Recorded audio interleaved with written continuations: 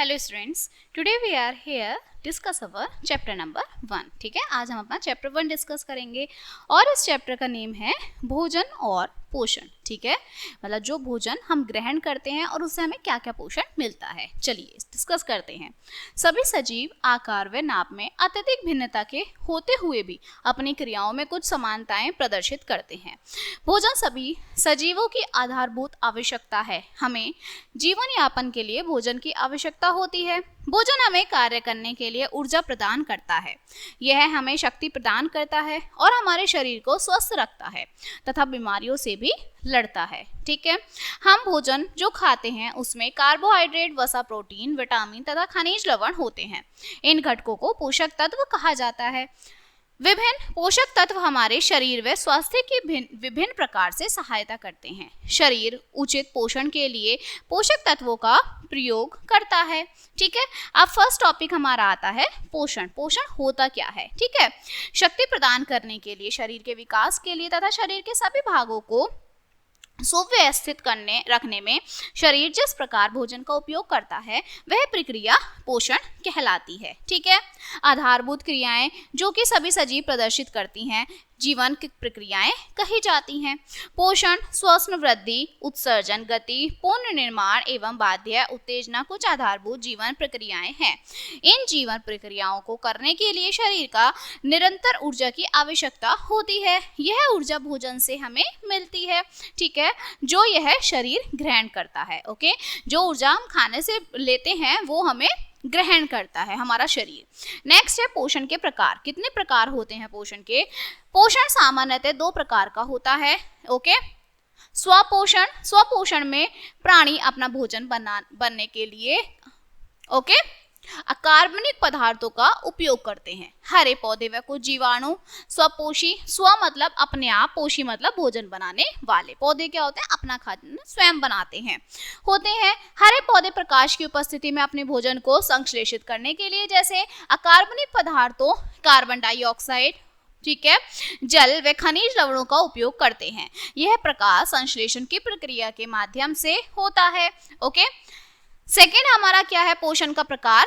प्रकाश संश्लेषण। ओके, वह प्रक्रिया जिसमें हरे पौधे क्लोरोफिल व सूर्य के प्रकाश की उपस्थिति में कार्बन डाइऑक्साइड व जल के उपयोग से अपना भोजन बनाते हैं, प्रकाश संश्लेषण कहलाते हैं।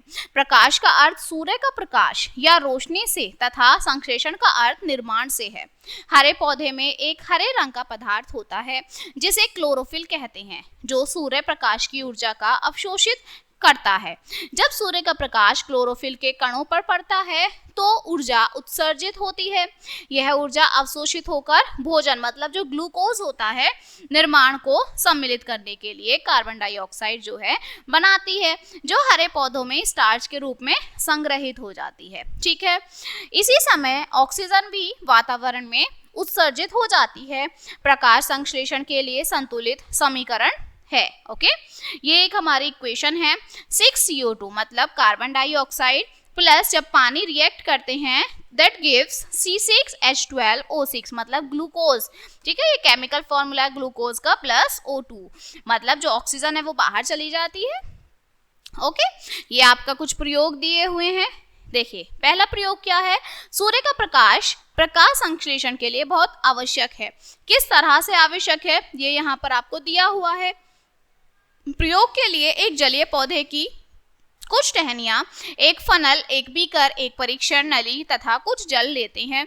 जल के बीकर में ये टहनियां डालते हैं। इन टहनियों को फनल से ढक देते हैं। जल से भरी हुई एक परीक्षण नली को फनल के लंबवृत्तीय भाग पर उल्टा कर रख देते हैं। ठीक है, अब जो उसका लंबवतीय भाग है उस पर उल्टा कर रख देते हैं, जैसे कि चित्र में दर्शाया गया है। इस समायोजन को कुछ समय के लिए सूर्य के प्रकाश में उपस्थित में रखते हैं, मतलब सूर्य के सामने रखना है। ओके, अब अपने निरीक्षण की गणना कीजिए। अब इस समायोजन को कुछ समय के लिए अंधेरे में रखिए। अब पुनः अपने निरीक्षण की गणना कीजिए। प्रयोग द्वारा आप यह पाते हैं कि समायोजन सूर्य के प्रकाश की उपस्थिति में रखा जाता है। ठीक है, तो पौधों की जो पत्तियां हैं, पत्तियों से जो वायु के बहुत से अधिक बुलबुले, ऑक्सीजन के जो बुलबुले होते हैं, ठीक है, निकलते हैं। जबकि जब वो अंधेरे में रखा जाता है तो कोई भी बुलबुला नहीं निकलता है। ठीक है, दूसरा ये जो आपका एक्सपेरिमेंट है ये है प्रकाश संश्लेषण के लिए क्लोरोफिल बहुत आवश्यक है। इसमें क्लोरोफिल के बारे में बताया है कि 2 पत्तियां लेनी है, एक को आपको जो है सूर्य के सामने मतलब रोशनी में रखनी है, ठीक है, और आपको उसमें कुछ बूंदे डालकर रखनी है, बाकी दूसरे को ऐसे ही तो देखेंगे जिसमें क्लोरोफिल होगा, जो आप पौधे के सामने स्टार्च होगा वो क्या होगा, वो ग्रीन रहेगा, और जिस पे नहीं सूर्य का प्रकाश पड़ेगा वो पीला पत्ता पड़ जाएगा। ठीक है, नेक्स्ट ये है आपका प्रयोग, कार्बन डाइऑक्साइड प्रकाश संश्लेषण के लिए बहुत आवश्यक है। ठीक है, तो यहाँ पे इन्होंने क्या लिया है, पोटेशियम हाइड्रोक्साइड से भरी हुई चौड़ी मुंह वाली बोतल में लगी हुई छिद्रदार कॉर्क में, मतलब एक पेड़ लिया है, उसकी एक पत्ती ली है, उसमें जो है ये जो आपको ट्यूब दिख रखी है, ग्लास फ्लास्क दिख रखा है, इसका फेस कर दिया है। ठीक है, अब इसका जो रंग हो जाएगा वो कैसा हो जाएगा, नीले काला रंग का ये चेंज हो जाएगा। ठीक है, फिर आपका बाद में है कार्बन डाइऑक्साइड प्रकाश संश्लेषण के लिए आवश्यक क्यों है। ठीक है, तो इसका भी इन्होंने एक एक्सपेरिमेंट किया हुआ है, ओके, जिसमें इन्होंने पोटेशियम हाइड्रोक्साइड और कार्बन डाइऑक्साइड को अवशोषित किया है एक पौधे के साथ। ठीक है, और फिर उसमें चेंजेस देखे हैं।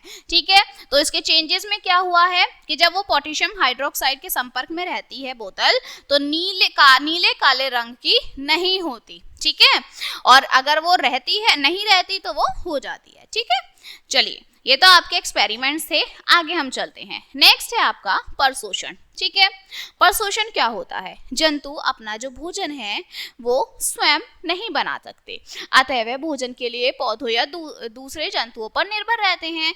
सभी जंतु कुछ रोगाणु और कुछ अरहित पौधे दूसरों के द्वारा बनाया गया भोजन ग्रहण करते हैं।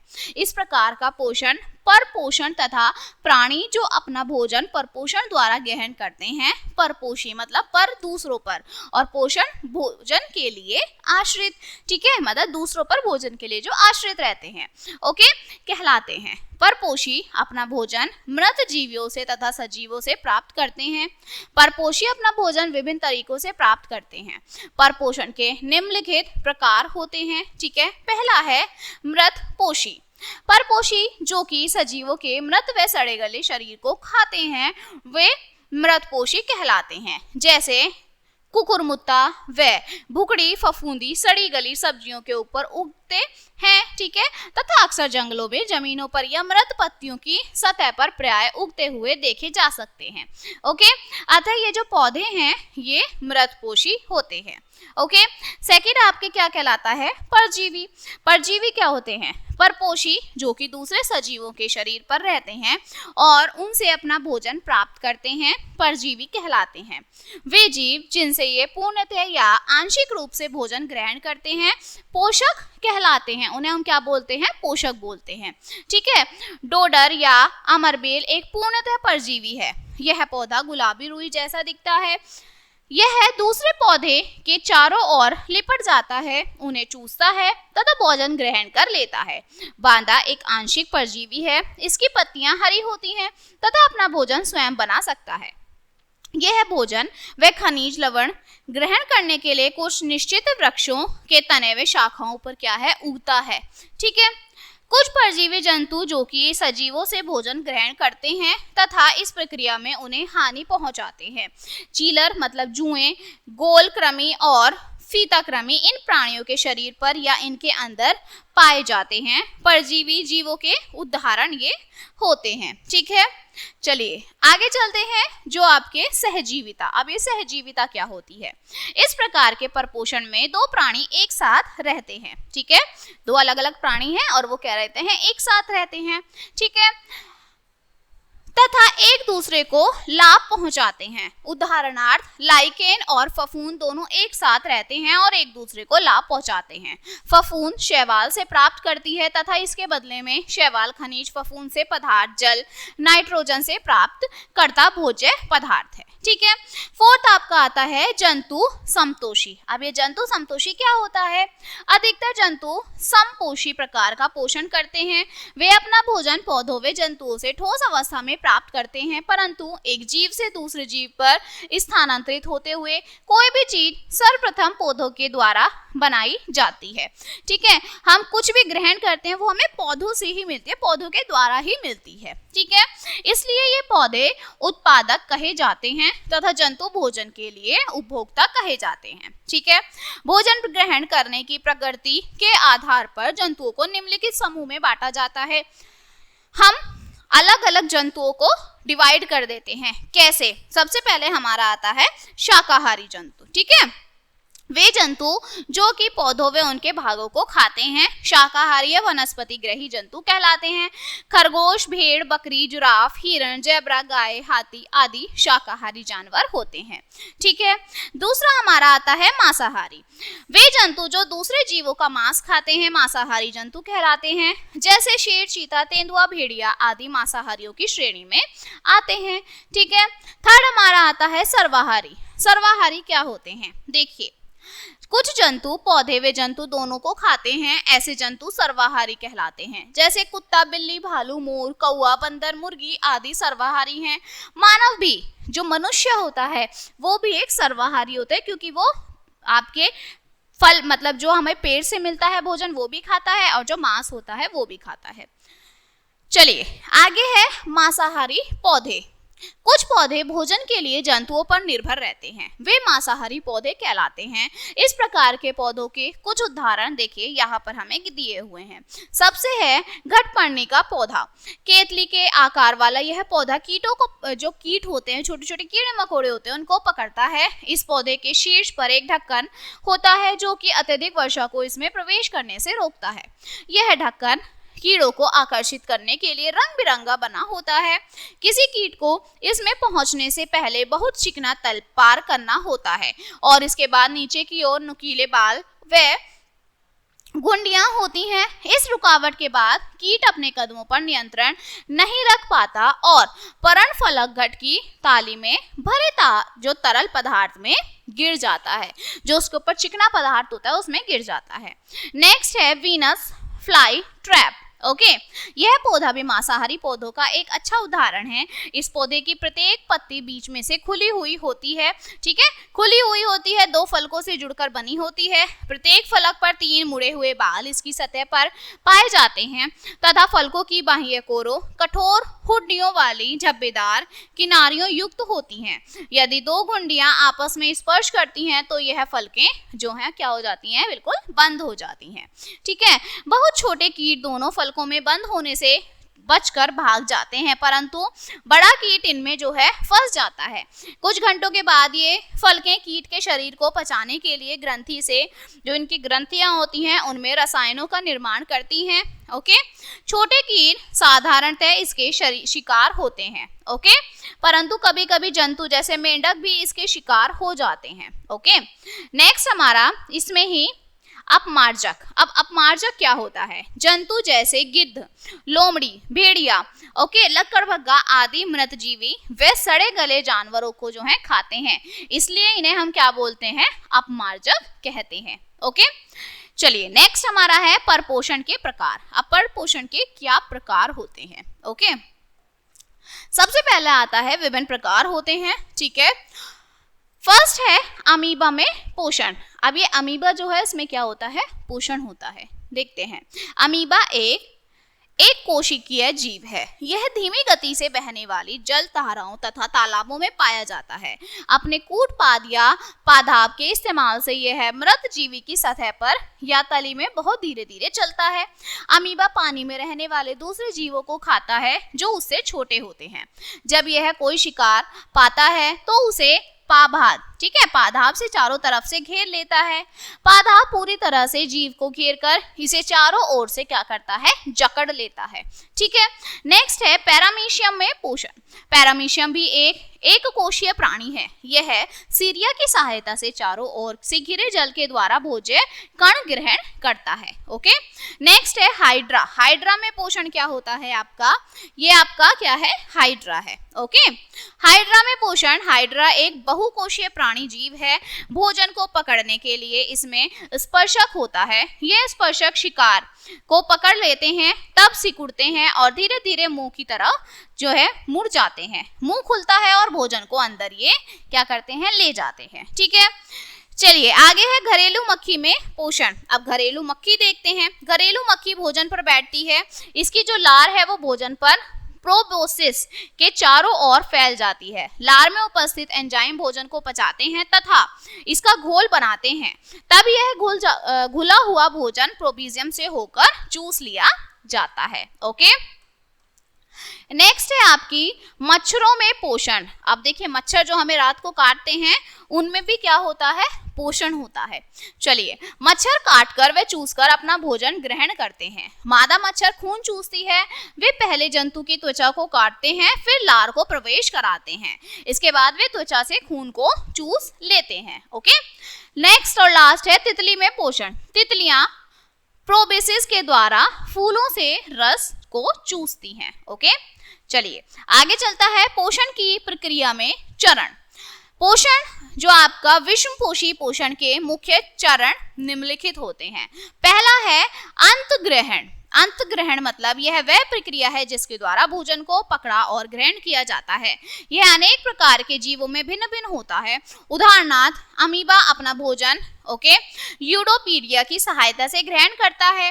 हाइड्रा बहुकोशीय प्राणी में भोजन स्पर्शकों की सहायता से पकड़ा जाता है। काकोच जो आपका कॉकरोच होता है कि मुंह में भोजन को पकड़ने, काटने व चूसने के लिए विशेष भाग होते हैं। एक मकड़ी शिकार को पकड़ने के लिए जाल बुनती है और मेंढक अपना भोजन ग्रहण करने के लिए अपनी जीभ का इस्तेमाल करते हैं। ठीक है, पक्षियों व स्तनधारियों में भली भांति प्रकार से विकसित अंग भोजन को ग्रहण करने के लिए होते हैं। मनुष्य इसके लिए अपने हाथों व मुंह का इस्तेमाल करते हैं। उनके विकसित जबड़े तथा दांत भोजन को काटने व चबाने के लिए जो क्या होते हैं, प्रयुक्त होता है। ओके, नेक्स्ट हमारा आता है पाच्य। ओके, चलिए सेकेंड हम देखते हैं पाच्य। पाच्य पाचन जो आपका पचता है। ठीक है, पाचन भोज्य पदार्थ के जटिल अणुओं को सरल कणों में तोड़ने की प्रक्रिया है और यह विशेष एंजाइमों के द्वारा होती है। एंजाइम रासायनिक क्रियाओं के द्वारा भोज्य कणों को एक समान सरल कणों में तोड़ देते हैं और इन्हें अवशोषित करने योग्य पदार्थ में परिवर्तित कर देते हैं। अमीबा में कोशिका द्रव द्वारा एकत्रित एंजाइम अपचित भोजन को पचाते हैं। इस प्रकार निम्न वर्ग के जंतुओं में पाचन अंतकोशिकीय होता है। ठीक है, भोज्य कण सीधे कोशिका द्रव में प्रवेश करते हैं और भोजन को क्या कर देते हैं, पचा देते हैं। ठीक है, उच्च वर्ग के जंतुओं में जैसे मेंढक, मनुष्य आदि में भोजन को पचाने के लिए विशेष अंग होते हैं। भोजन भोज्य नली में जाता है। कई प्रकार के भोजन को पचाने वाले एंजाइम इस भोज्य नली में एकत्रित होते हैं। ये एंजाइम भोज्य कणों को अति सूक्ष्म व एक समान कणों में तोड़ देते हैं। इस प्रकार उच्च वर्ग के जंतुओं में पाचन बहिकोशीय होती है। ठीक है, थर्ड हमारा है अवशोषण। अवशोषण वह प्रक्रिया है जिसमें पाचन की क्रिया के फलस्वरूप प्राप्त सूक्ष्म कण शरीर की कोशिकाओं द्वारा अवशोषित होते हैं। ओके, अमीबा में पचा हुआ भोजन साइटोप्लाज्म में अवशोषित हो जाता है। हाइड्रा में पचा हुआ भोजन कोशिका भित्ति से होता हुआ विसरण के द्वारा पचता है। उच्च वर्ग के जंतुओं में पाचन के पदार्थ छोटी आंत में अवशोषित हो जाते हैं। ओके, फोर्थ है हमारा स्वांगीकरण। शरीर की कोशिकाएं अवशोषित पदार्थों का उपयोग प्रोटोप्लाज्म की रचना में तथा उनके लिए ऊर्जा प्राप्त करने में करती हैं। यह प्रक्रिया स्वांगीकरण के नाम से जानी जाती है। स्वांगीकरण में अमीबा आकर जो उसका आकार होता है, शेप होता है, उसमें बढ़ता है। हाइड्रा में स्वांगीकरण शरीर के छिद्रों में जीव द्रव्य रेखाओं में पाया जाता है। ओके, नेक्स्ट है बहिक्षेपण। अब जो ये बहिःक्षेपण है, यह वह प्रक्रिया है जिसके द्वारा अपचित भोज्य जो भोजन होता है वो शरीर से बाहर आता है। अमीबा में बचा हुआ पदार्थ खाद्य रिक्तता के द्वारा बाहर आता है। हाइड्रा में बचा हुआ पदार्थ एक छिद्र के रास्ते से बाहर आता है जो कि मुख व गुर्दा दोनों का कार्य करता है। ओके, चलिए नेक्स्ट हमारा है अमीबा में पोषण। अब जो अमीबा होता है उसमें पोषण कितना होता है, क्लियर।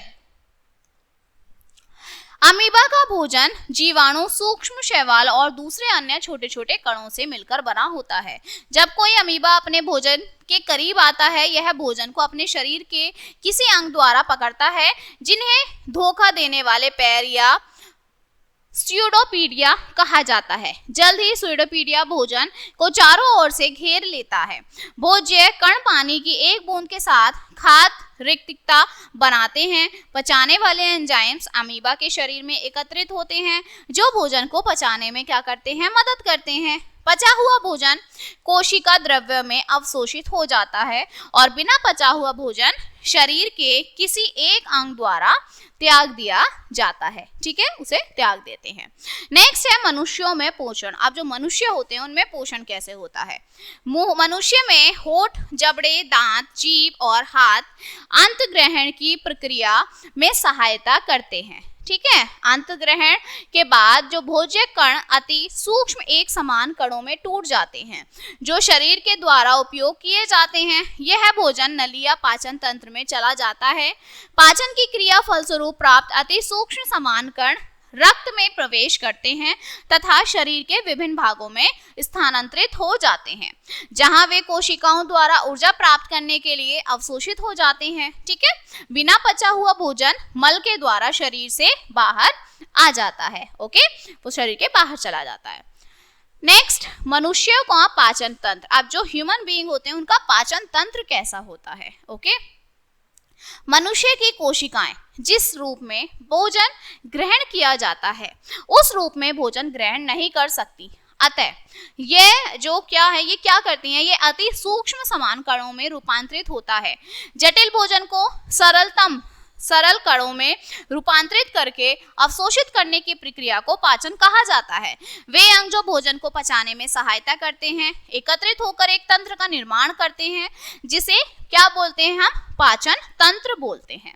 ओके, पाचन की प्रक्रिया मुंह से शुरू होती है। मुंह से होता हुआ भोजन नली से गुजरता है जिसे ग्रास नली कहते हैं। यह नली लंबी, मजबूत और कुंडलीकृत नली होती है जो मुंह से जो स्टार्ट होती है, ठीक है, और गुर्दे पर खत्म होती है। यह लंबाई में 9 मीटर से लगभग, मतलब इसकी लंबाई क्या होती है, 9 मीटर होती है के लगभग होती है। ओके, भोज्य नली के विभिन्न अंग निम्नलिखित होते हैं। ठीक है, कौन कौन से होते हैं, मुंह तथा मुंह गुहा, ओके, ग्रास नली, पेट, छोटी आंत, बड़ी आंत और क्या होता है, हमारा गूदा होता है। ओके, चलिए, भोज्य नली के साथ साथ कुछ ग्रंथियां भी होती हैं। जैसे क्या क्या ग्रंथि होती हैं, लार ग्रंथियां, यकृत या फिर पित्ताशय। ओके, पाचन तंत्र जो होता है उसकी हमारी मुख्य जो होती हैं बिंदुएं का वर्णन इस प्रकार है। सबसे पहले हमारा आता है मुंह। ओके, जो हमारा ये फेस है, ठीक है, जो मुंह है।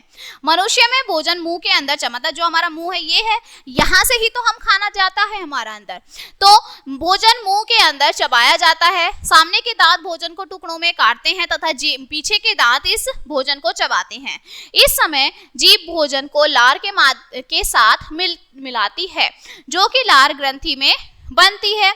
लार एक जल, लवणों और एक एंजाइम का मिश्रण होता है जिसे एमाइलेज या टाइलिन कहते हैं। ठीक है, दूसरा होता है हमारा जीभ। जीभ मुंह में उपस्थित एक मजबूत अंग है। इसकी कार्य प्रणाली नीचे दी गई है। ओके, यह भोजन को लार के साथ मिलाने में मदद करती है। यह भोजन को निगलने में मदद करती है। ओके, स्वादेंद्रियों की उपस्थिति के कारण यह भोजन का स्वाद जानने में मदद करती है तथा 4 सामान्यतः स्वादों का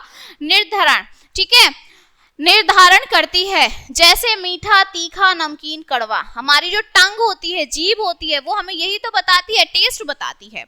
फोर्थ है, यह हमें बोलने में भी सहायता करती है। ओके, चलिए नेक्स्ट है हमारी लार ग्रंथियां, जो हमारे मुंह से लार निकलती है। जब आप कुछ खाते हैं तो मुंह में पानी आ जाता है ना, तो वो जो लार निकलती है।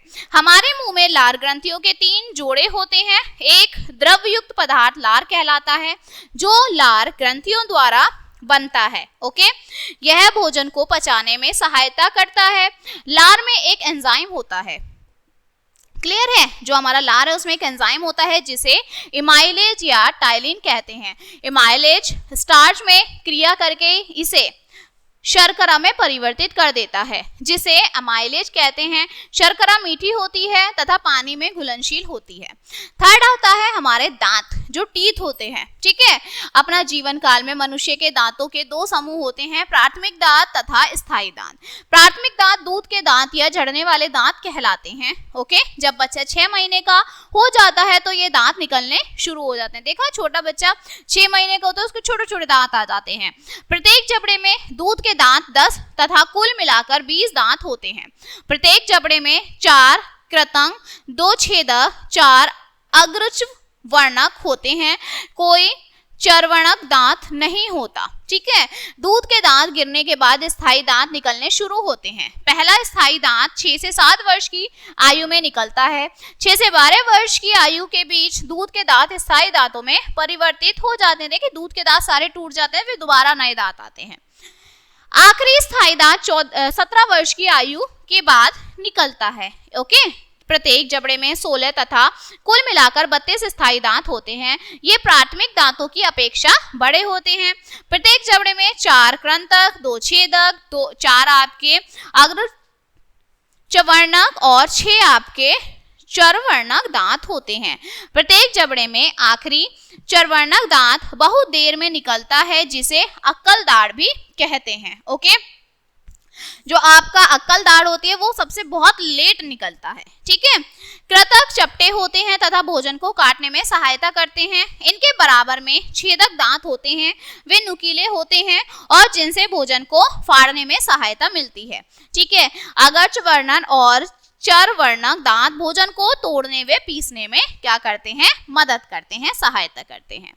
नेक्स्ट है आपका ग्रास नली। ओके, अब ये ग्रास नली क्या है, ठीक है।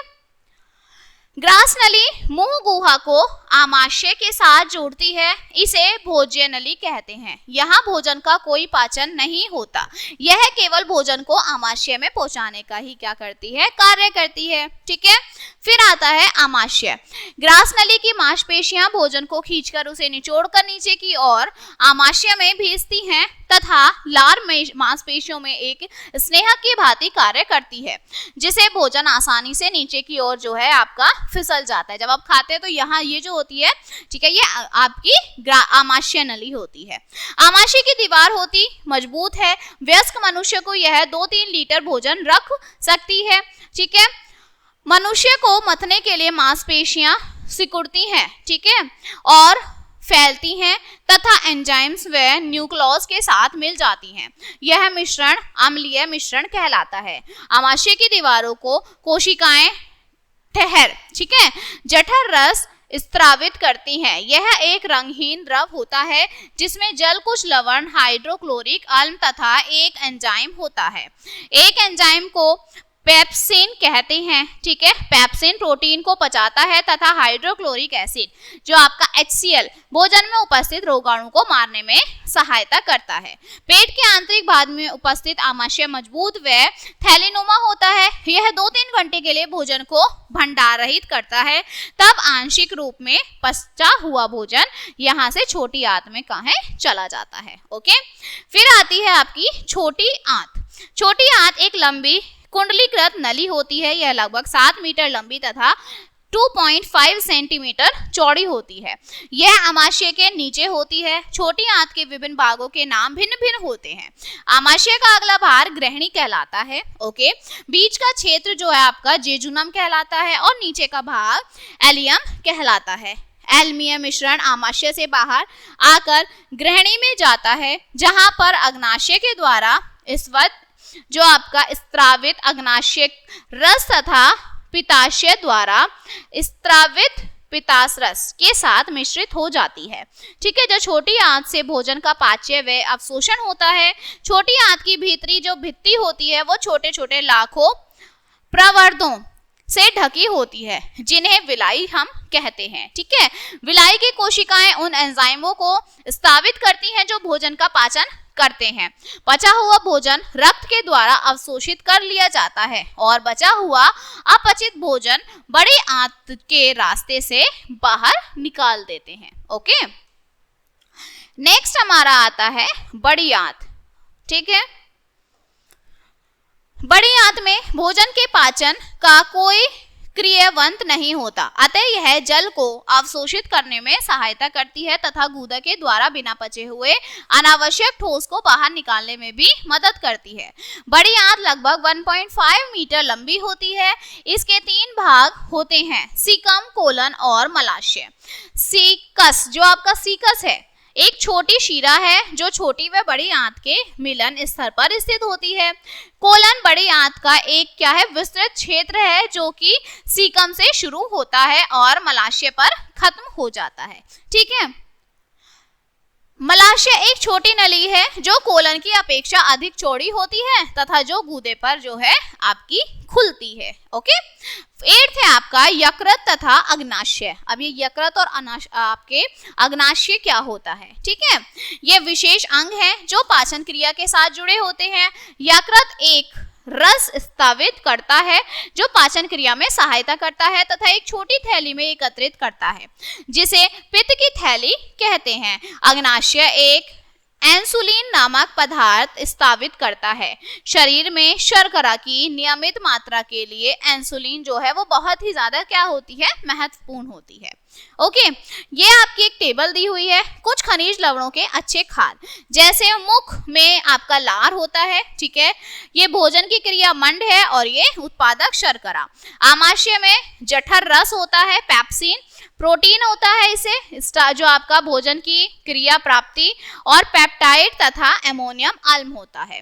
फिर अग्नाशय में अग्नाशय रस निकलता है, विभिन्न प्रकार के होते हैं ये। ठीक है, प्रोटीन, मंड, वसा।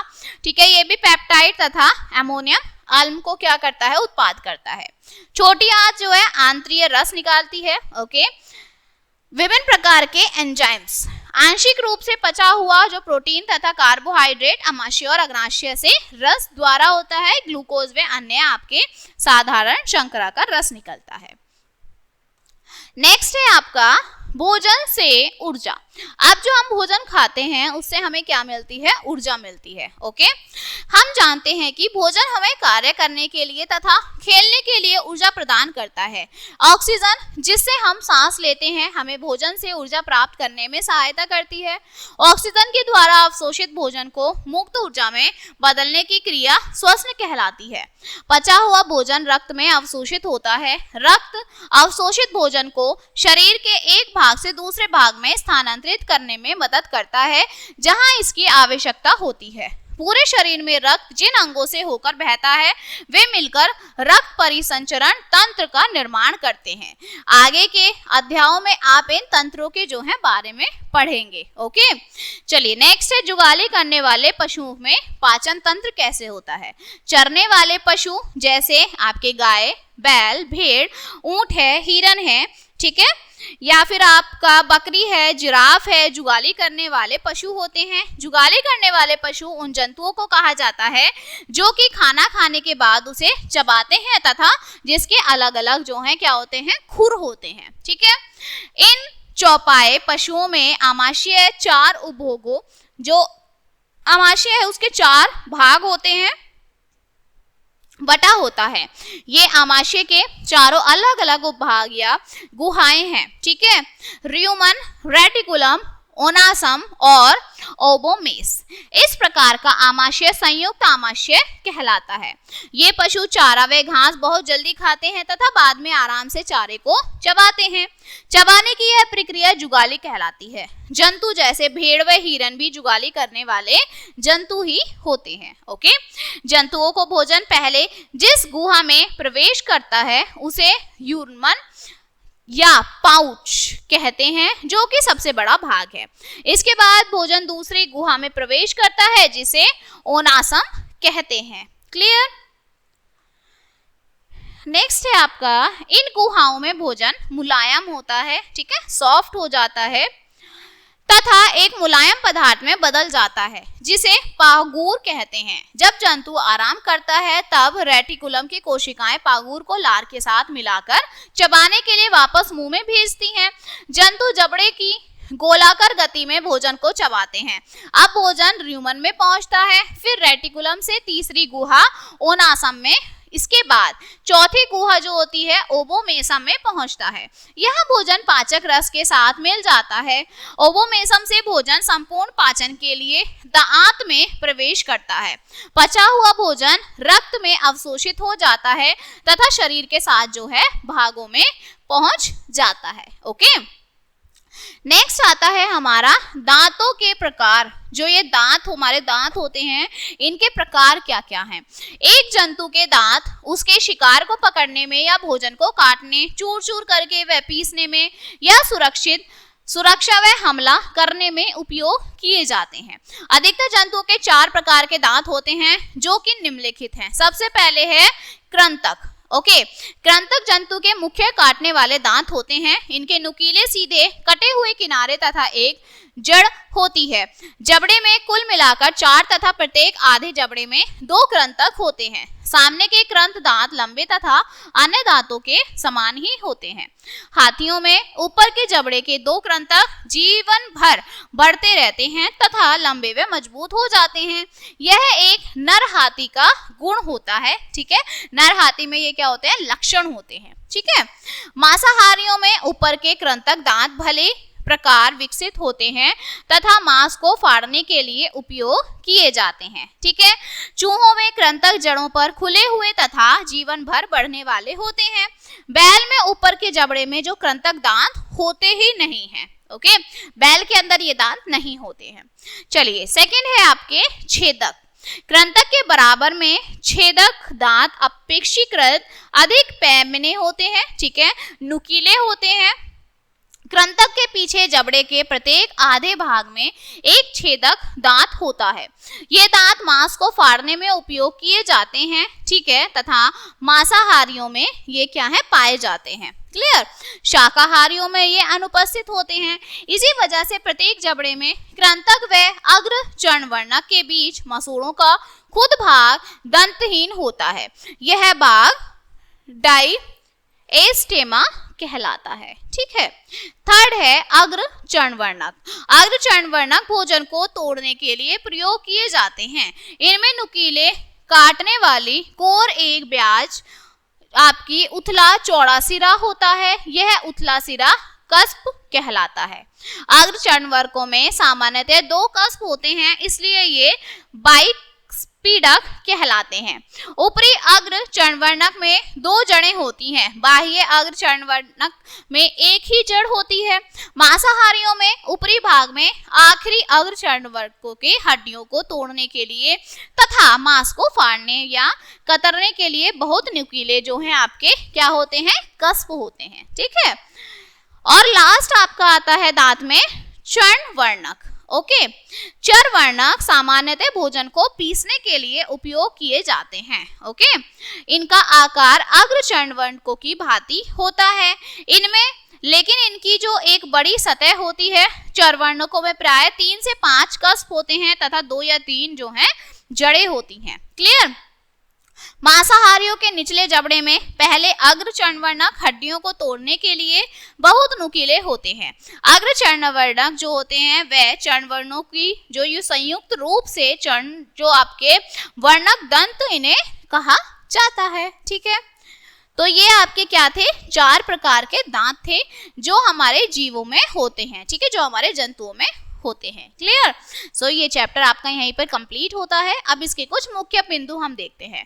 सजीव जो जितने भी सभी सजीव हैं वो अपना भोजन या अपना जीवन निर्वाह करते हुए जिन आधारभूत क्रियाओं को करते हैं वे जीवन प्रक्रियाएं कही जाती हैं।